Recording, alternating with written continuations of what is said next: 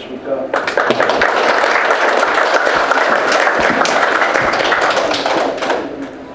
안녕하십니까. 제가 저도 이제 90을 내일 모레로 바라보는 늙은이가 돼서 지난 4년 동안은 미국을 들리진 못했습니다만은 4년 전까지는 1년에 몇 번씩 미국을 들릴 기회가 있었고 LA도 와서 여러분들한테 제가 말씀을 드리는 기회가 여러 번 있었기 때문에 오늘 여기 오신 선생님들 가운데도 낯이 익은 분들이 더러 계십니다.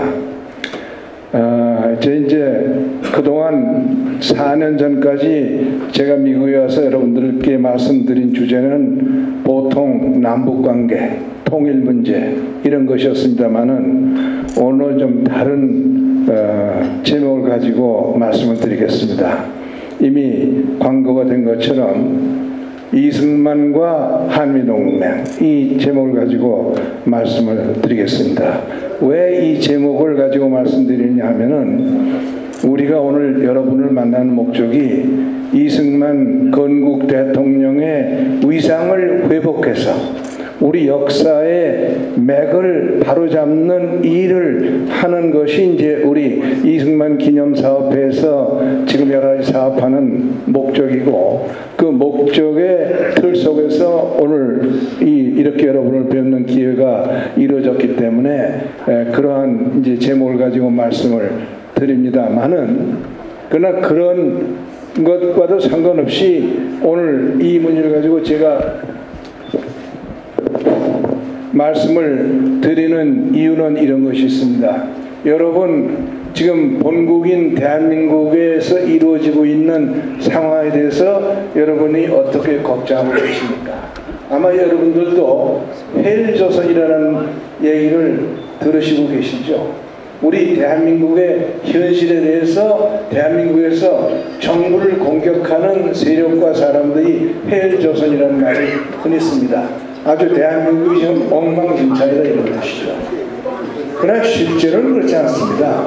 실제로 대한민국은 지금 세계에서 얼마 전에 US 뉴스가 이 집계에서 쓴 기사에 의하면은 대한민국의 경제력은 지금 세계 6위라고 합니다. 그만큼 대한민국의 국력이 커져 있고 그것은 경제력만 그런 것이 아니고 사실은 여러 분야에서 대한민국의 국력은 신장되어 있습니다.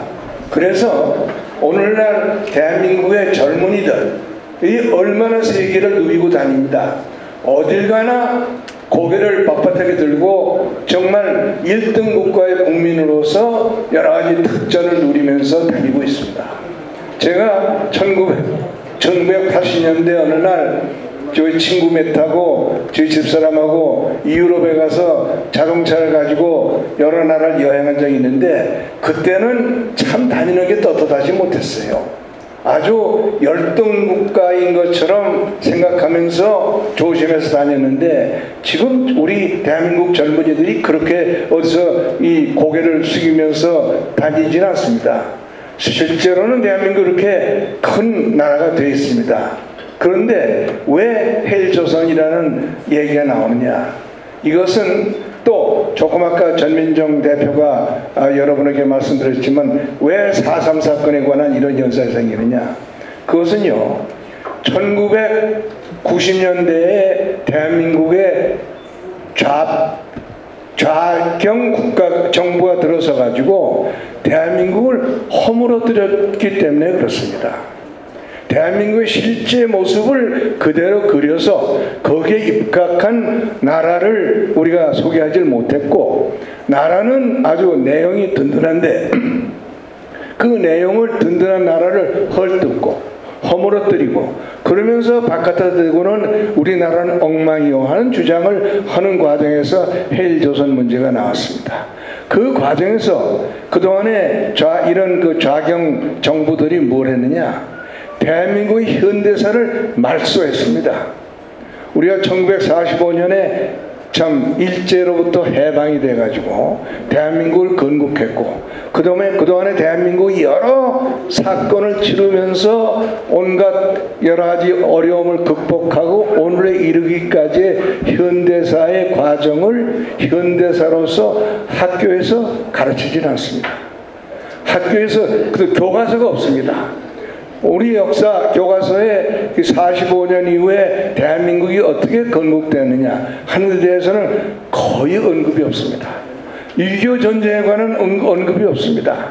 이렇게 되니까 지금 자라나는 아이들이 대한민국의 현대사를 모릅니다. 그러니까 이 사람 거기다 대고 또 좌익의 장점이 뭐냐? 공산주의자들의 장기는 선전선동입니다. 용어 혼란 전술입니다. 거짓말입니다.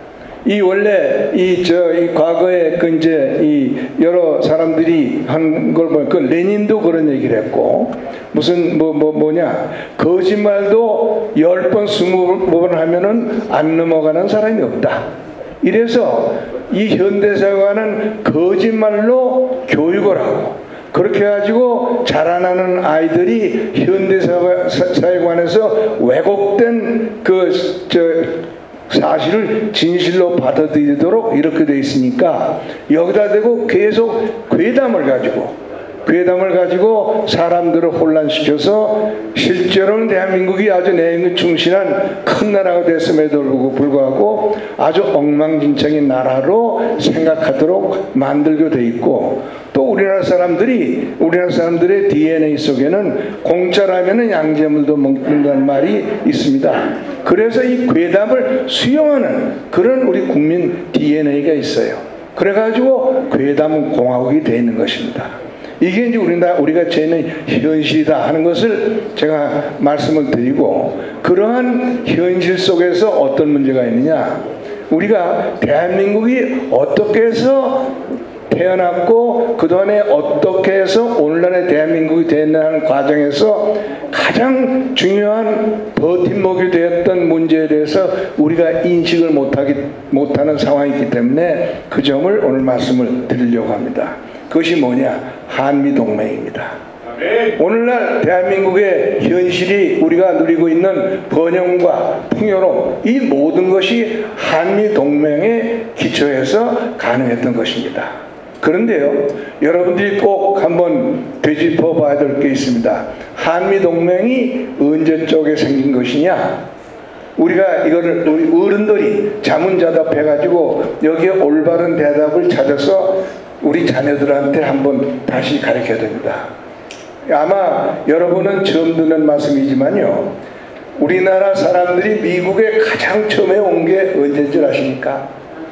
1680년대 80년 무렵에 이 중국이 거대한 인삼 시장입니다. 중국에 가장 인삼을 많이 수출하는 나라가 한국이었고 그 다음에 일본이었고 미국이 수출했습니다. 여러분 아마 아시는 분은 아실 거예요. 미국의 초창기에 유명했던 인물이 한 사람 있습니다. 다니엘 분이라고. 다니엘 분은 사냥꾼입니다. 다니엘 분 was a hunter, right? And he was known for his hunting and the skins that he sold to people. And many people believe that he built up his wealth by means of selling the skins of the hunted animals. 근데 사실은 그렇지가 않아요. 다니엘 분이 인삼을 수출했습니다. 중국에 인삼을 수출했어요. 그런데 언젠가 인삼을 중국에 수출하는 주 수출국인 한국이 인삼이 아주 굉장히 농사가 잘 안 돼가지고 고갈됐어요. 그때는 이제 인삼이 아닐 때고 사실은 산삼이 많을 텐데 그렇게 되니까 이제 미국에서 이제 제가 거꾸로 말씀드리네요. 미국에서 저기 이제 아팔라치안 산맥에서 산삼이 많이 나왔는데 언젠가 몇 년 동안 산삼이 고갈돼가지고 조선에까지 그 미국의 산삼 수출업자들이 가가지고 조선의 인삼 재배업자 6명을 미국으로 데려왔습니다. 이게 최초의 미국에 온 조선 사람입니다. 그러고 나서는 한미 간에는 인적 교류가 없다가 이제 1860 몇 년인가 셔먼호 사건이 생기고 신민양요가 생기고 나서 미국이 조선의 개항을 강요해가지고 개항되면서 미국에서 이제 아까 이 감독께서 말씀하신 여러분 선교사들이 와가지고 이제 한미 관계를 이제 만들어냅니다.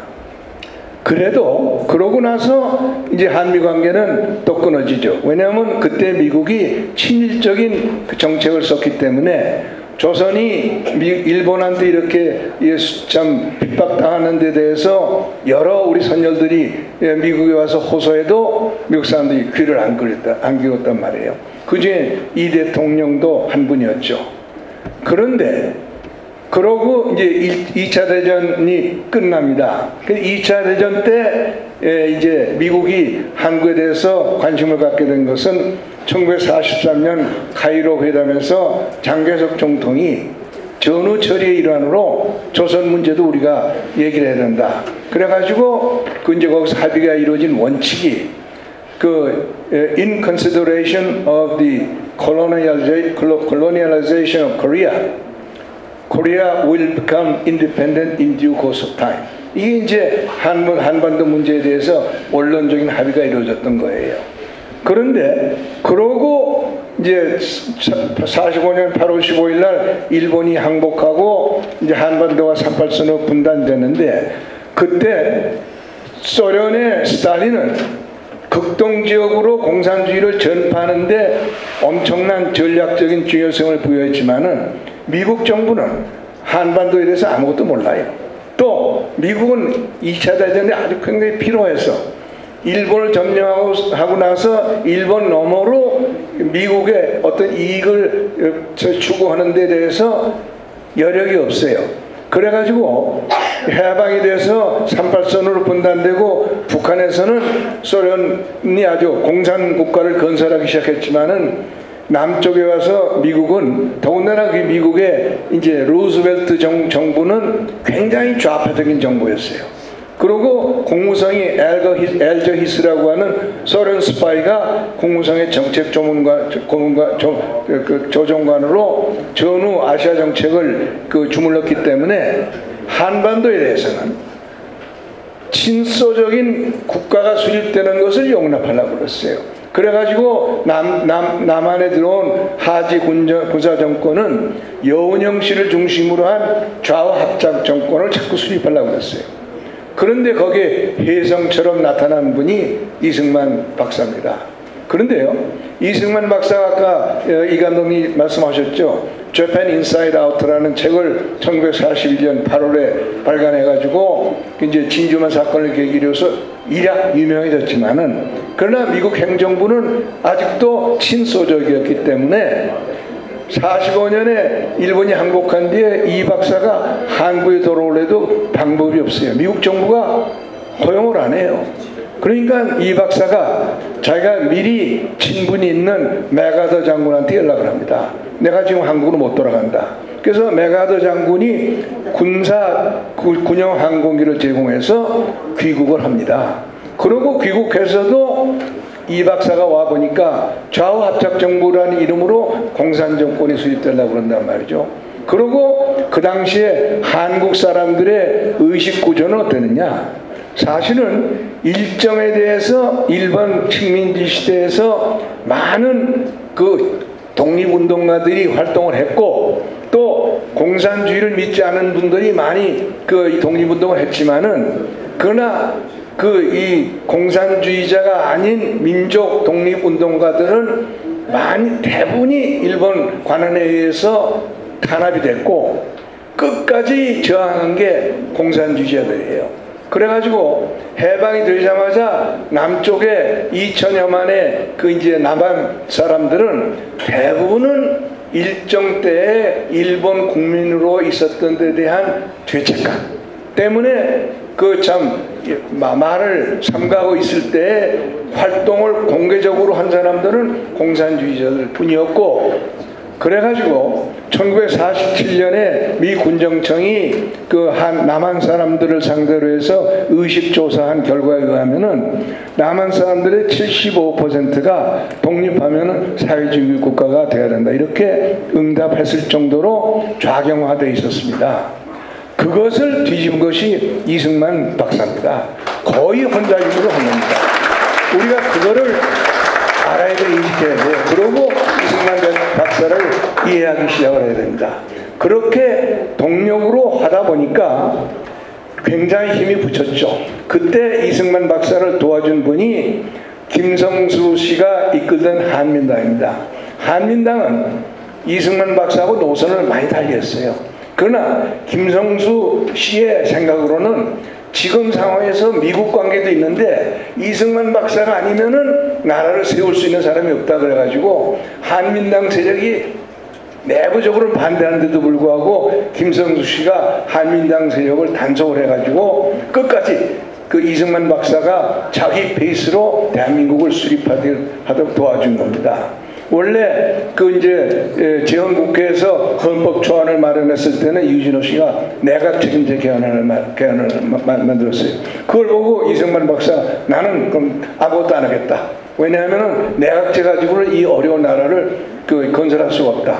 그렇게 하니까 그 다른 당에서 이 박사를 가지고 반대하려고 그러죠. 그거를 김성수 씨가 달랩니다. 아니다. 지금 이승만이 아니면은 우리나라가 건국할 수 없다. 그래가지고 김성수 씨가 주도에 대해서 내각제를 철회하고 대통령 중심제 개헌을 이 박사가 원하는 것 채택을 합니다. 이렇게 해서 대한민국이 건국됐어요. 그러나 그때도 미국하고 한국 관계는 점령국과 비점령국이었지 동맹 관계는 물론 아닙니다. 게다가 그 50년 1월에 애치슨 국무장관이 애치슨 라인을 선포하잖아요. 애치슨 라인을 선포했기 때문에 스탈린이 김일성이한테 고 시그널을 줍니다. 남한을 침략해라. 왜냐하면 미군이 다시 들어올 것 같지 않다. 그래서 이제 애치슨 라인으로 인해서 사실 6.25 전쟁이 촉발되는데요. 그런데 여기 이제 우리가 제가 이제 좀 시간을 어떻게든 좀 줄여보겠습니다. 트루만이라는 분이 그 루스벨트 대통령 아래서 부통령을 하면서 루스벨트 대통령이 자꾸 소련에 대해서 가까우려고 그러고 좌익, 사회주의, 공산주의에 대해서 아주 약하단 말이에요. 거기에 대해서 이 트루만 대통령은 엄청나게 불만이 있었어요. 그러나 트루만이라는 그 허약한 부통령 입장에서는 거기에 어떻게 저항을 못하니까 그 루스벨트 베이스로 갔고, 만약에 루스벨트가 살아서 일본의 항복을 받을 때가 됐을 때 제 생각으로는 미국이 절대로 원자탄을 사용 안 했을 겁니다. 루스벨트라는 사람의 어떤 성향으로 봐서는. 그리고 해방되고 나서 대한민국의 이 독립도, 우리가 지금 누리는 독립도 그렇게 기대하기 어려웠을 거예요. 그런데 참 정말 하나님의 도움으로 1945년 4월에 루스벨트 대통령이 돌아갑니다. 그리고 트루만 부통령이 대통령이 되면서 트루만 대통령이 윈스턴 처칠의 영국하고 협력을 해서 냉전을 시작합니다. 소련을 상대로. 그 냉전, 그 가장 최초의 어떤 그 계기가 뭐냐면은 소련이 2차 대전 후에 소련이 유럽에서 팽창을 추구하고, 그리고 이제 아시아에서도 팽창을 추구하는 과정에서 트루만이 안 되겠다, 저항을 해야 되겠다는 생각을 할 때 히랍에서, 그리스에서 공산 반란군이 아주 큰 반란을 일으키니까 트루만 대통령이 47년 8달인가 트루만 독트린을 디클레어하죠. 앞으로 절대로 공산주의자들이 더 이상 팽창하는 것을 용납하지 않는다. 그리고 트루만 독트린이 디클레어되어 있는 상황 속에서 마셜 플랜이 발동이 되죠. 또 독일이 이제 분단이 되면서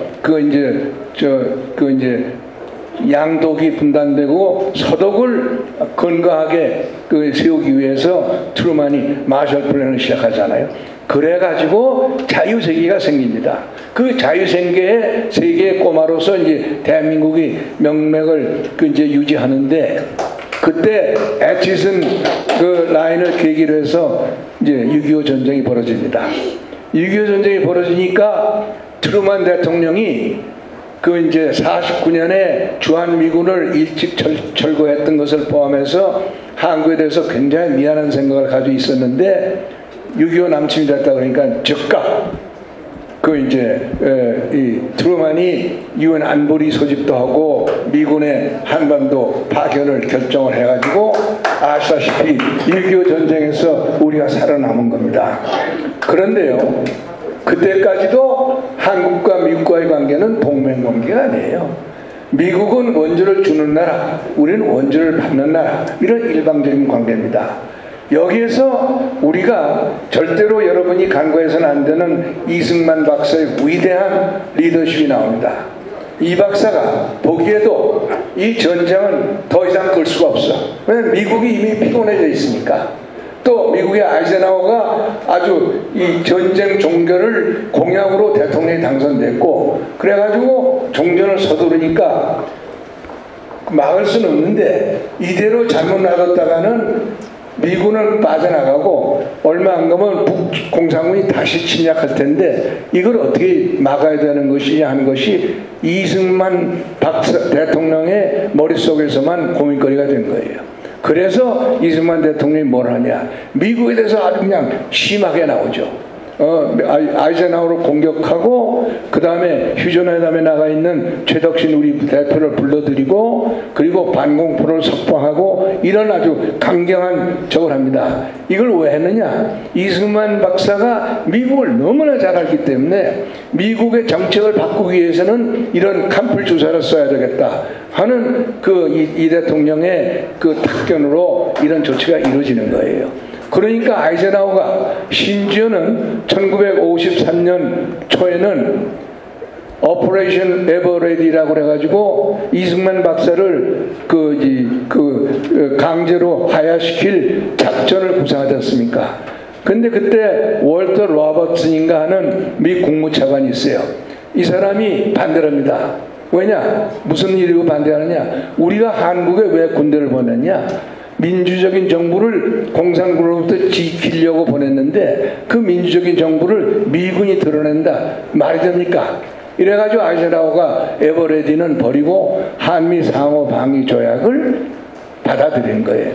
그런데 그 미국이 받아들인 한미 상호 방위 조약도 사실은 아주 일방적인 거죠. 우리는 아주 발언권도 없고 미국이 가령 전쟁이 다시 일어나도 미국이 다시 들어오느냐 안 들어오느냐는 것은 의회의 결정에 따르겠다 이렇게 돼 있잖아요.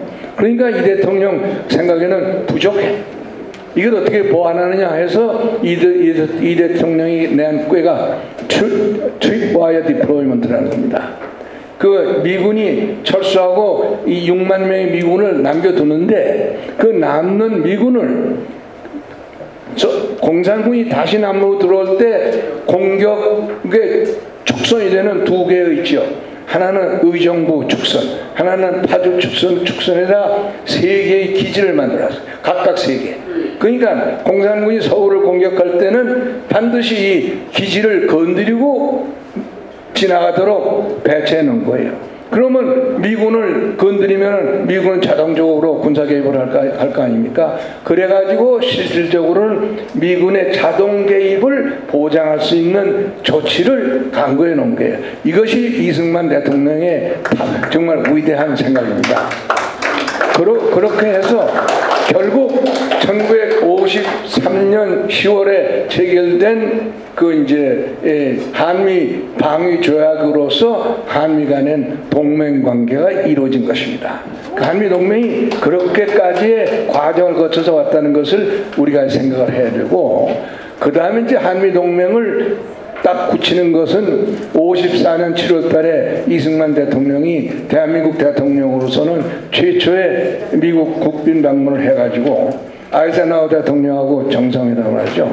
근데 아이젠하워 대통령은 그때 이미 한국은 거의 잃어버리다 됐고, 어떻게 하면 한일 관계를 조정하느냐 해가지고 정상회담을 하는 자리에서 이승만 대통령한테 자, 앞으로는 한국과 일본이 협력을 하셔. 그러니까 그 말을 듣자마자 이승만 대통령이 일어났어요.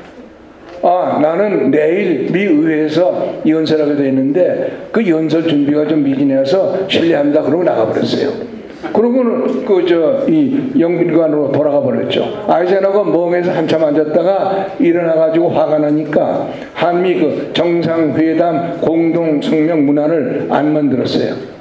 그거를 그 당시 한표공사라고 하는 분이 아주 미국을 설득을 잘해서 공동성명을 만들었는데, 이 대통령이 아이젠하워한테 대한 역정이 가라앉지 않으니까 그 이튿날 그 의회 연설하면서 미리 준비했던 문안에다 가피를 해가지고 뭐라고 그랬냐, 미국이 자유세계의 영도국이 되려면은 지금 아시아에서 중공을 쳐야 된단 말이에요. 중국을 쳐서 그 전제에서 이겨야 아시아가 이 공산주의로부터 벗어나고 전 세계 미국의 리더십이 확립된다. 그래가지고 그 자리에서는 의원들의 만장의 박수를 받았지만은 바로 그 말씀 한마디 때문에 미국에서 이 대통령에 대해서 굉장한 비판이 일어났어요. 그래서 이 대통령도 그 부분은 뒤에 후회를 하죠. 내가 좀 너무 심했다.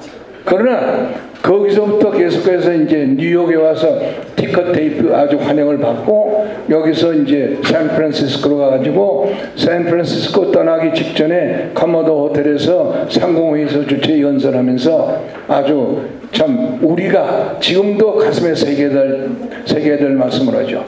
공산주의는 콜레라와 같다. 공산주의하고의 싸움은 콜레라와의 싸움과 같으니까 우리가 끝까지 콜레라균이 박멸될 때까지 싸워야지. 그래야만 이 평화가 오지, 그렇지 않은 평화가 오지 않는다. 이런 말씀을 한 거예요. 이것을 우리가 생각을 하면서 우리 대한민국에서 이승만 박사의 위상을 생각을 해야 됩니다. 그 뒤에 한미과 동맹관계는 참 여러 이 고비를 겪었어요. 이 한미 동맹관계를 끌어올리는데 결정적 역할을 하는 분은 박정희 대통령이죠. 박정희 대통령이 1974년 1월인가 미국이 이제 케네디가 월남전에 참전하고 나서 아주 고전을 합니다. 그래서 린던 존슨이, 케네디가 암살되고 린던 존슨이 대통령이 돼가지고 이걸 어떻게 하느냐 고민을 할 때 박정희 대통령이, 그때 한국은 어떻게 됐느냐, 한국은 1974년이 1964년입니다. 1964년에 아주 우리가 경제적으로 굉장히 어려웠어요. 재정적으로 모라토리움이 내일 모레 임박하다 그럴 때인데 박 대통령이 자기 아주 생각을 했어요. 미국을 끌어들여야 되겠다. 그래가지고 존슨 행정부에 로비를 해가지고 64년 봄에 미국을 방문하죠. 존슨 대통령하고 정상회담을 하면서 미국에서 요청이 없는데 박 대통령이 제안합니다. 우리가 육군 2개 사단을 파병하겠다. 존슨 대통령이 얼마나 고맙습니까? 그야말로 고마우니까 즉각 국무성, 국방성, 재무성이 지시해가지고 한국에 원하는 걸 들어줘라 해가지고 나온 것이 뭐냐면 브라운 각서라는 게 나옵니다. 브라운 각서를 여러분 아마 잘 모르실 거예요. 그러나 어떤 역사 서적에서는 있으니까 브라운 각서를 한번 여러분 꼭 읽어보세요. 브라운 각서로 인해서 대한민국이 살아나게 됐습니다. 미국이 한국에 대해서 공공자관도 주기 시작했고, 미국 시장을 열기도 했고, 미국 기술을 우리한테 주기도 했고, 한국이 미국 월남에 보내는 2개 사단을 새로 창설해서 그 무장을 공짜로 주었고, 그 다음에 한국에서 만드는 무기를 해외 수출하는 길을 열고, 이게 다 브라운 각서에 있습니다. 이것이 브라운 각서가 계기해서 대한민국 경제가 일어난 거예요.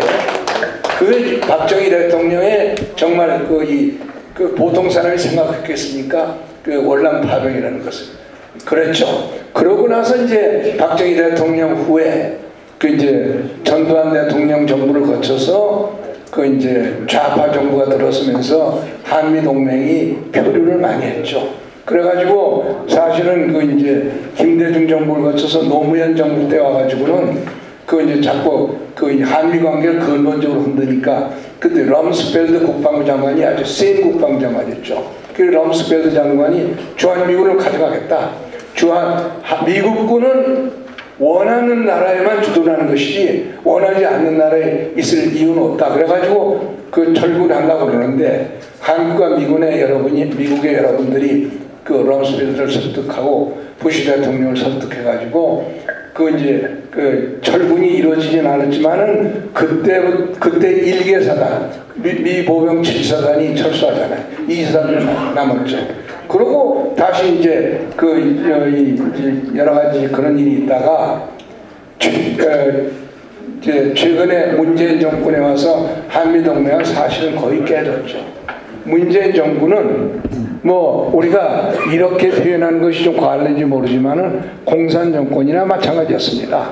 완전히 미국과의 그 이 한미 동맹은 버리려고 작심을 하고 그 목표를 향해서 모든 내외 정책을 했는데 천우신조로 참 하나님의 섭리로 작년에 윤석열 정권이 들어섰습니다. 그런데요, 오늘 제가 여기서 이런 말씀을 이제 곧 끝내겠습니다. 드리는 목적은 딴 데 있는 것이 아닙니다. 윤석열 대통령은 들어섰지만은 첫째로는 윤석열 대통령 자신이 정치적으로는 준비가 안 됐던 분이기 때문에 이분이 대통령이 아주 거의 우발적으로 대통령이 됐거든요. 그 선택은 우리 구 유권자들이 했지만은 대통령이 될 때까지도 이분이 정치 철학이 그렇게 분명하지가 않았던 것 같아요. 그런데 그런 상태에서 이 전임자인 문재인 대통령 때에 우리 정치 판도가 어떻게 되느냐.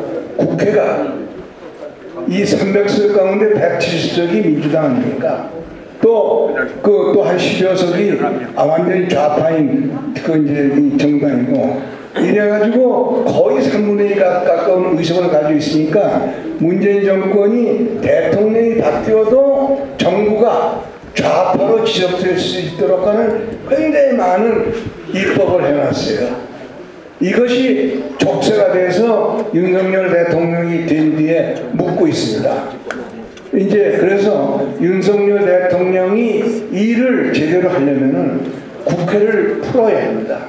국회를 풀어서 윤석열 대통령이 일을 할 수 있는 장치로 변하도록 해야 되는데, 그것을 하는 힘은 여러분들이 가지고 있습니다. 여러분들이 미주 지역에 있는 여러분들을 포함해서 대한민국 유권자들이 내년 4월에 총선거에서 그 여건을 우리가 만들어 줘야 됩니다. 이것을 우리가 같이 협력해서 해야 되겠다는 호소를 제가 드리는 겁니다. 그리고 그 다음에 이제 우리가 다만 여러분과 함께 희망을 가질 수 있는 것은, 대한민국이 작년에 윤석열 대통령이 들어선 뒤에 변하고 있습니다. 유권자들도 변하고 있어요. 그 이제 변하고 있는 것이, 우선 윤 대통령이 처음에 대통령이 돼가지고 좀 어리벙거 했는데, 금년에 들어와서 여러분 윤 대통령의 말씀한 걸 보세요. 금년 6월 29일 날 자유총연맹에 가서 국가 방역 세력을 아주 공개적으로 매도하고 그것을 거기에 대항하겠다, 이런 말씀을 했죠. 7월 2일 날 6명의 차관을 임명하는 자리에서 이분이 뭐라고 그랬냐. 여러분, 나한테 충성하지 마시오. 대한민국 헌법에 충성하시오. 이런 얘기를 했어요. 이거는 굉장히 중요한 얘기입니다. 왜냐하면 이 윤 대통령의 말씀은 서독의 방어적 민주주의를 말씀하는 거예요. 서독이 1949년에 독립을 할 때 서독의 건국 지역들이 굉장히 머리를 쓴 것이 과거 1910년대 바이마르 공화국, 그것에 전철이 되풀이돼서는 안 된다는 것을 아주 명심을 했어요.